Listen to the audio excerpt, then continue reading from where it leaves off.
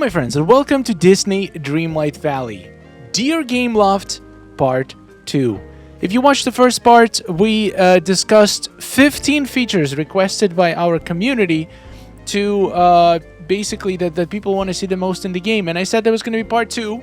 Well, now I'm saying there's going to be Part 3, because after Part 1 came out, there was so many additional suggestions in our Discord channel that is, by the way, called Dear Gameloft. So if you are part of the Discord and if you haven't seen a feature that you want to see in the game suggested in either of these videos, you can use the channel to suggest it, and we're going to make Part 3, which probably going to be final, with all the remaining features. And even if your feature didn't make it into the video, it's still going to be included to our full compilation of every single requested feature that we're going to put together and send to Gameloft. And hopefully they're going to take a look at it and decide to add some of them in the future updates. Thank you for all your contributions. Subscribe for more, and let's jump right into it. We're gonna have 15 more in this video, because there is definitely no shortage of features people want to see. So, outfit slots. This one is something that I genuinely do not understand why we only have 4 of these. This is such a cool feature. Being able to save your favorite outfits, either maybe you want to commemorate your dream snap outfits, or you just have different outfits for different weather or different day of the week or different season. Being able to just have them saved and switch between them is just such a cool feature.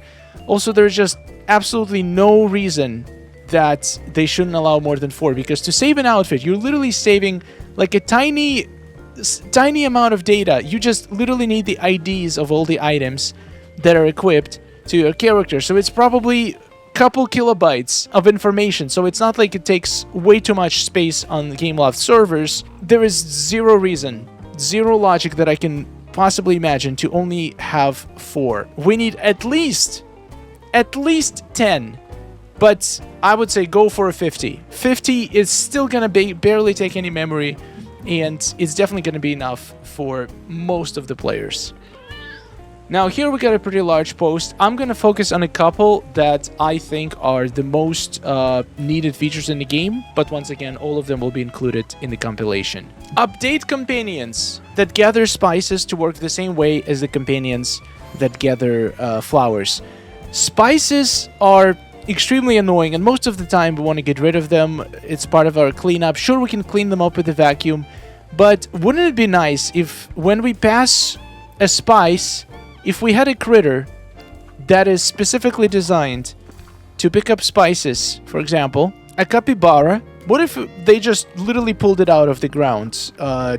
Because right now, if you have capybara, you have to actually harvest it, and then if it lies on the ground, it will pick it up, which doesn't make sense. It's literally never gonna happen. The only time where spice would actually be eligible to be picked up by one of those critters is when you get an explosion, when you pick up a spice, and then they can pick it up. But let's be honest, who cares about spices? If they could pull them out, basically help to get rid of the weeds in your valley, that would be so much more helpful. And same goes kind of for the fruits. It would be nice if they could just harvest the fruits for you, so you could just come into your orchard, go away for a minute, then come back and everything would be harvested. Right now, only if you have companions, villagers that are foragers, and you pick something and they drop extra drops, that's when your companions can come into action. But then once again, who has foragers as their villagers? That's just a waste of profession. Another great feature would be to be able to name the chests. So when you come close to it, instead of, for example, open storage, it would say open stone chest, and it would display the name of the chest that you given it. So at least you can tell what is inside from just literally hovering over it. That would be a great feature. And the last feature in this segment is to be able to customize companions. I think this is a great idea. We have these beautiful animals, and some of them already basically come customized. I can see why Gameloft might want to have them as separate companions, but having some simple things like maybe a little bow tie or a little jacket that you can put on just the regular companions, I feel like they shouldn't be paid. They shouldn't be like premium shop items, but something you can unlock through questing and stuff. just to make the regular companions a little bit more interesting. That's a great idea. Now this is an interesting one. Being able to toggle off the rain. Now the rain, we can toggle it off in photo mode now, but it still would be nice to be able to turn it off from just happening in your valley, because it doesn't really serve any purpose besides, well, making watering your plants.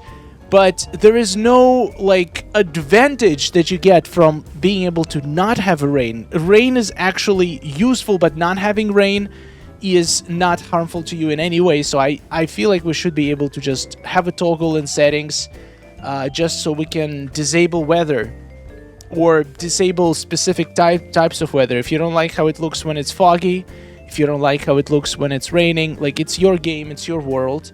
I feel like you should be able to customize that, and then you can always turn it back on if you ever feel like you want to have a rain again. I like the idea to be to have more different chest skins. They could literally sell skins for regular Dreamlight chests, or they could just give them to us as separate items.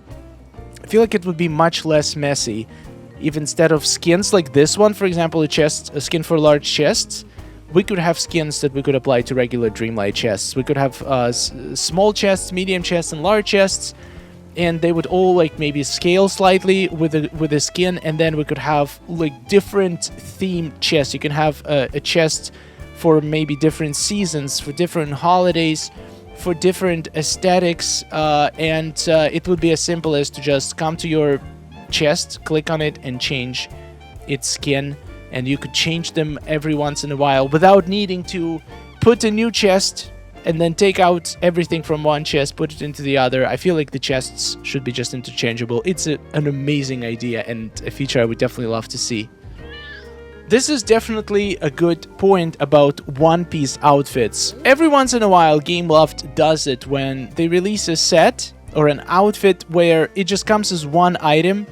For example, the recent dress that we got, the Senjuin Evening Ensemble, they could have split it up a little bit. At least the shoes can always be split up. 99% of the time, you can split up the shoes, and you could probably have gloves separately here. You could have the neck piece separate, even though it does allow you to wear neck pieces with it. But the main issue with this is that we have outfit challenges in Dream Snaps. If we didn't have outfit challenges, it wouldn't be an issue. But all of these beautiful, super expensive outfits, they are not usable most of the time in Dream Snaps. One solution could be to just split them up no matter what. This would allow for much more creative designs for your outfits. But another solution, and I had this idea for a while, how to fix this would be to allow the outfits that exclude multiple items to still count them as text. So for example, this dress makes it impossible to wear top, jacket, pants, dress, gloves, shoes, what else? Let's just say 6 items we cannot wear together with this dress. That should make it that the tags on this dress should count 6 times over. So if I do in Dream Snap, whatever tags are on this dress, they should be multiplied by 6. I feel like that would be fair.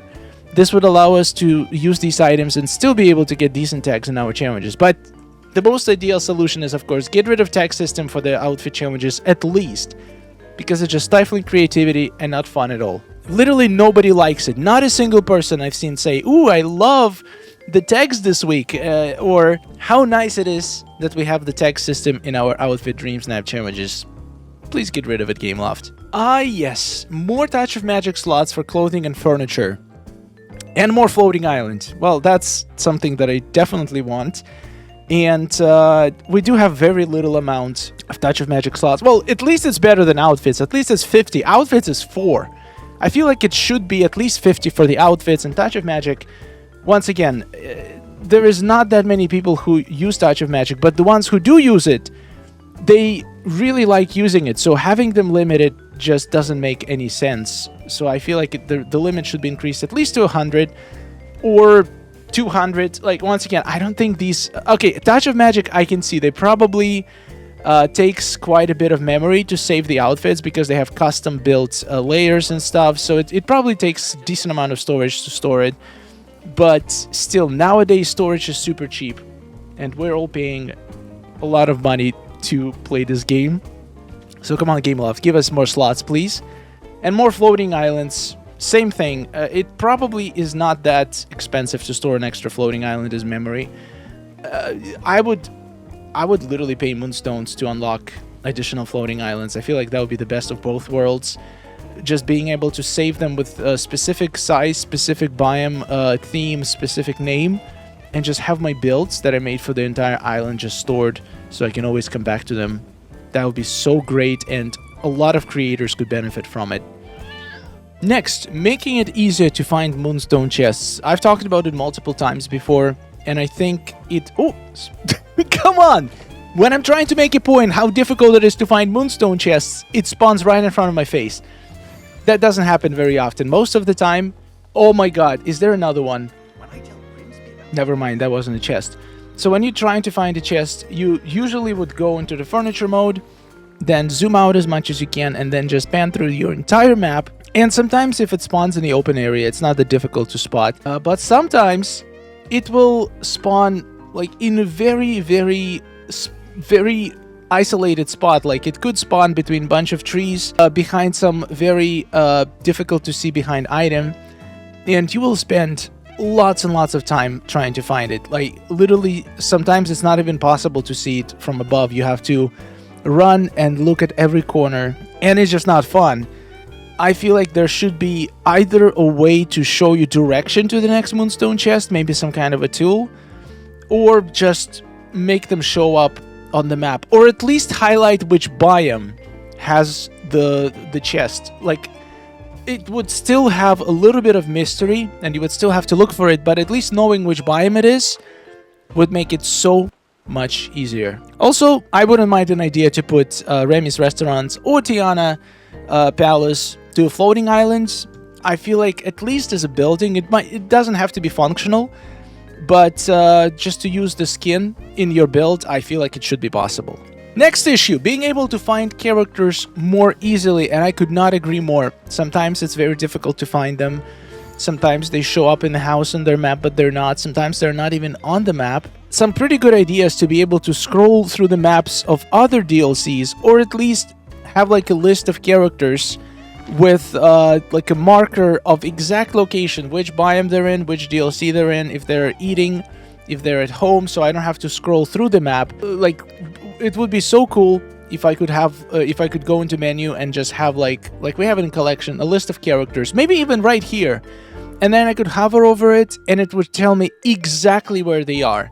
And I could even set a marker potentially, so I could click on a character and it would make a marker to have a trail that I can follow to find that character. That would be absolutely wonderful. Having the vacuum destroy rocks, mushrooms, stumps, sand rocks, basically any kind of obstacle, that would be absolutely incredible. That's literally, I wouldn't say it would replace the need to have be able to disable spawnings, but if I could do that, just clean the entire biome completely, because right now if I want to clean it, I need to use the vacuum, and then I need to go and basically manually break all the obstacles, which can get annoying pretty quickly. So yeah, that's a great feature, to just have vacuum get rid of all of them. If we're not getting disabled spawnings, that would be literally the least they can do to make our life easier. Now that is a very, very good feature, to be able to make a path box and now to fill in the rest of the path. So basically, if you want to cover a large area with a path, you just need to lay line by line by line. What if we could make just like a square with a path, and then just click in the middle and it would fill in the center of it? I feel like so many games have this functionality, and it would be so easy to implement. I don't see why this couldn't be a change in one of the upcoming quality of life updates. So please, Gameloft, I would love to see that. Alright, and for the 3 last features for this video, let us move Mother Gothel's house and Forgotten's tree. And while we're at it, the ponds as well. Well, I completely agree about the forgotten tree house. It's just so annoying, and there is no good reason for it to not be movable. At least with Mother Gothel, I can understand. She literally lives in this tree. Being able to move this tree, this is a ginormous tree. I don't know if we'll even have enough space anywhere else to place it. If we do, it's probably gonna have a terrible footprint. But I could see it being in the corner, and you potentially designing this area. But you can see this tree goes like on top of the water. It's kind of embedded into the map, so I really doubt we'll be able to move it. But I don't see why we can't move first of all, the lakes. The lakes we should be able to move, and the forgotten treehouse, because the lakes, it doesn't really have to be in a specific spot. As long as they have to keep it within a biome, I feel like having them in different spots would make decorating so much easier and give us even more versatility on how to change our biome. So I'm totally behind this. Next, we need to be able to teleport directly to our house and to the Scrooge store. Absolutely agree. I sometimes need to go to my... Especially if you have a storage inside, that would be so helpful to be able to teleport to your house from anywhere. And for the Scrooge shop, that would be great. I would go even further and say that it would be nice if we could switch between Scrooge shops from different DLCs while we're inside a Scrooge shop. Maybe this door should allow us to lead to the next Scrooge shop. Speaking of Scrooge shop, there is no way I'm getting the fence today, am I? I didn't reset today, so I'm just hoping for the best. We have a radiator, which kind of looks like a fence. Oh, no way! Guys, Gameloft sent me this as a bribe or not as a bribe, as a thank you for compiling this list. It's finally mine. Oh my god, I'm excited! Elegant stone fence! I didn't even have to refresh for it! I can do so many things now! Goodbye, my item limit. It's absolutely gonna go to 0. I mean, to 6,000 immediately, because I'm gonna place it everywhere. Oh my god! And I have the post at the same time! Okay, this is the most insane thing that ever happened. I have a post, I have a fence itself, and the rock rug. I literally got the whole set at the same time in my Scrooge store. This is insane. Donald, why are you angry? This is a good thing. My god, this is a great day. And for the last feature, it would be so nice if we could change the color of the chest without needing to uncraft it, and then craft a new one of the new color. Just like as we talked earlier about changing chest skins, at the very least we should be able to change chest color without needing to recraft the entire thing. So yeah, these are 15 features that our community suggested. 15 more features. We are up to 30 features now, and there is still more in the Discord channel that I didn't go through that I'm saving for the part 3, and you can still add your feature to the list. The part 3 is most likely gonna be the final one, because we have a lot. I don't want to overwhelm Gameloft too much, so I'm just gonna be like, here is like 50 features that our community wants to see. You have 3 months. Just kidding. There's no way this is going to be done in 3 months. But hopefully over the next year or two, we'll see majority of these features implemented. Gameloft seems to be listening to the community pretty well, so my hope is pretty high. Thank you for watching. I'll see you in the next one. Subscribe for more DISNEY Dreamlight Valley, and I'll see you later. Goodbye. Oh, nice day we're having, isn't it? Oh, it's wonderful. Woohoo! Amazing. Gotta tell you, it is really beautiful here. Hey, nice to see you. Oh, hello. Are you seeing this? Oh.